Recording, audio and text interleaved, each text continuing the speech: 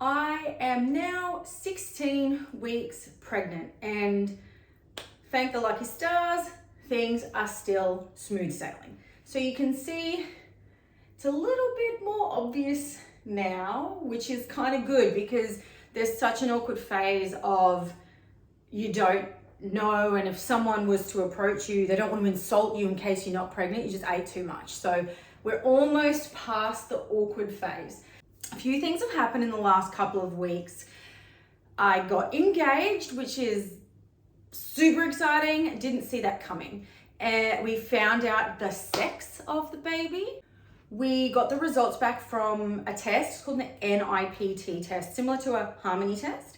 This test tells you the sex of the baby and also if there's any chromosome issues like Down syndrome.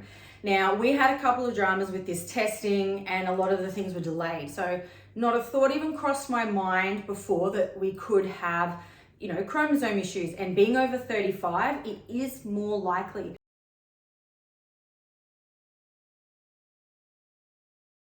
It's not genetic, it doesn't run in the family, it's literally a chromosome issue that could happen to anyone, and more likely after the age of 35.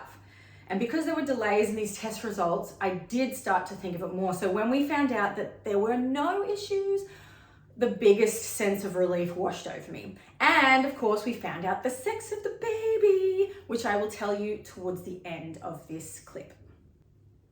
I've also discovered a whole ton of shit I'm not allowed to have. Obvious things like raw fish, so no more sashimi, which is one of my all-time favorite foods. A lot of sushi. I have to cook my steak more, and I'm like a medium rare sort of person. No soft cheeses, didn't eat a lot of them anyway. Max 200 milligrams of coffee. Really don't know how much that is. They're like 2 to 3 cups of coffee a day, but that's if you make a shitty little instant one. What if I want like an actual cappuccino? And wherever you go, cafes or whatever, nobody really knows how many milligrams of coffee there are, or caffeine is in that coffee. So I'm either having the tiniest coffee in the world or a decaf. Raw egg, so that's in like aioli and stuff. Now, I was really pedantic about this, the aioli, things like that, when I go out for brekkie or dinner. So many other people are really blasé. So it's just, there's this fear of salmonella. Obviously not good if you have salmonella for the baby, but then another condition called listeria, which is from bacteria in meats that aren't cooked properly. So that's the sashimi, that's if your steak's not cooked the whole way through and it's not heated the whole way through, and cured meats, because have they been, has the bacteria been killed?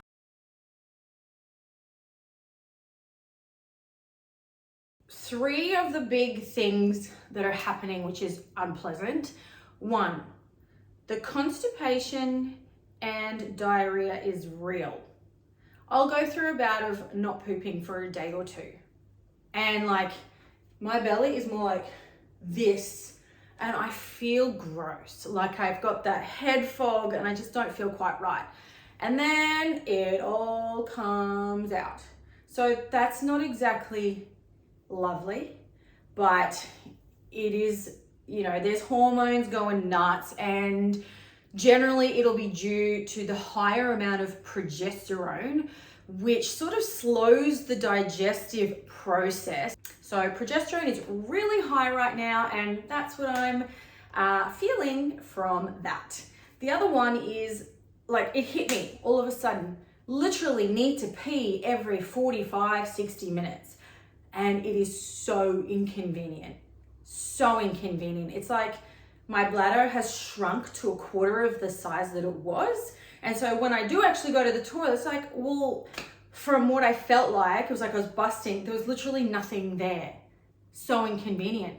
And now, if I go for a run or have a run in my workout, it feels like I'm gonna pee my pants.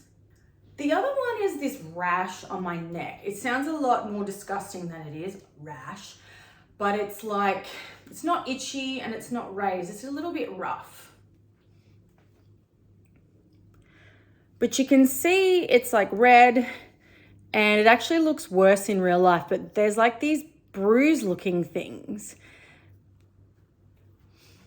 And I saw a skin doctor about it, and she's like, look, there is increased blood flow.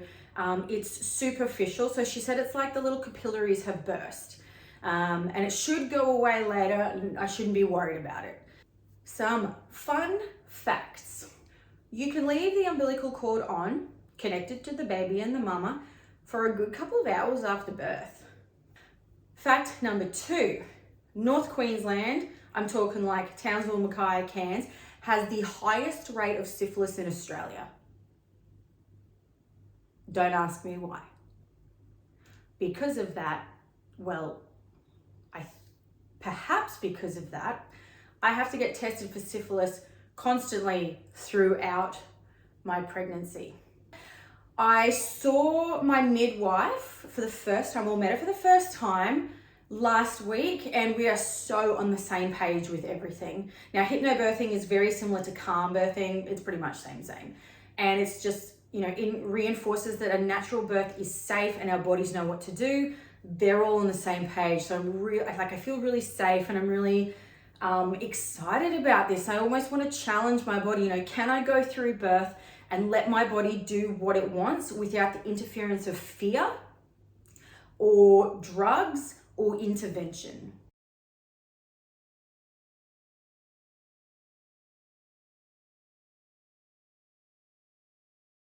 So I'm super excited about that, and I do want to understand more about pregnancy and exercise because I do want to help other people. So I will be doing a course to educate me more on that.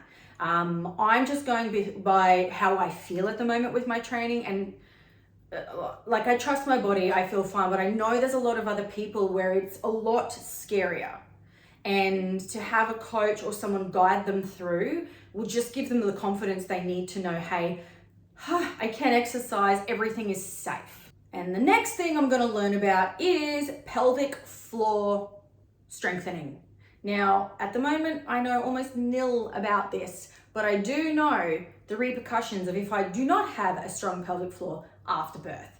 If you stretch that pelvic floor, it can become weak, and then incontinence is just one of the repercussions. And I don't want to be peeing myself. So I'm going to learn some pelvic floor exercises, and I have a couple of pieces of advice that have been given to me. So basically, you contract the muscle, relax. Contract, relax. This is just one of the exercises. I'm sure there's 1,000. 3 pieces of advice that have been given to me. 1, imagine you're holding in a pee and a fart at the same time, and then relax. Hold and relax. Now, when I was learning about this, they're like, the good thing about it is no one would ever know you're doing it. And I'm like, well, they know I'm doing it because I pull a face. It's like, hold, relax. You would literally see my face and all the facial expressions that come with it. The second piece of advice was, imagine, this is from professionals, by the way, imagine you're picking up a blade of grass with your vagina. Actually works, doesn't it? Tip number 3, a friend of mine in CrossFit told me this one today, and it's equally as good. Imagine you're holding a marble in your butthole and relax. So you can pick which one you like the best. So I'll be practicing that in the morning on my dog walks. So you can see there's so much learning involved, and I really do want to absorb as much information as possible, know as much as I can, understand my body as much as I can, ride all these waves of emotions, skin rashes, no Botox.